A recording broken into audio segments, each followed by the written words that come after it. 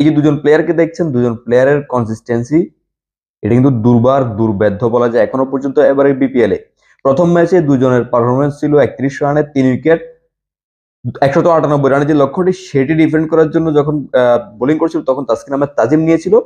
এর আগে 197 রানের যে টোটালটি রাজশাহী গড়েছিল সেটি করার জন্য অর্ধশতক করেছিল এনামুল হক বিজয়।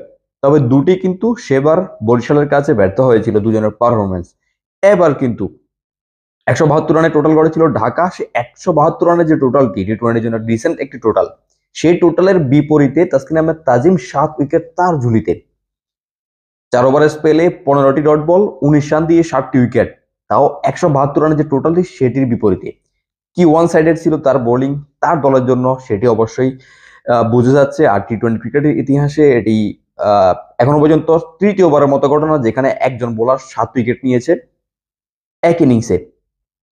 আর তার জবাবে ব্যাট করতে নেমে এনামুল হক বিজয় প্রথম ম্যাচে ব্যর্থ হলো। এবার আর ব্যর্থতার দিকে যেতে হয়নি তাকে, যেখানে প্রথম ম্যাচের দলীয় টোটাল করতে ফিনিশিং টাচটি দিতে পারেননি, এবার দলীয় যে জয়টি তুলে নেওয়ার জন্য ফিনিশিং টাচটি সে দিয়েছে।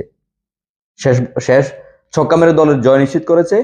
সব মিলিয়ে 3টি ছক্কা এবং 9টি চারে 73 রানের অপরাজিত ইনিংস। সব মিলিয়ে এই দুজনের কথাই বলবো, এনামুল হক বিজয় এবং তাসকিন আহমেদ তাজিম দুর্বেদ্য পারফরমেন্স এবং দুর্বার পারফরমেন্স এবং একই সাথে দুর্বার রাজশাহীর জন্য জয়ও এনে দিল।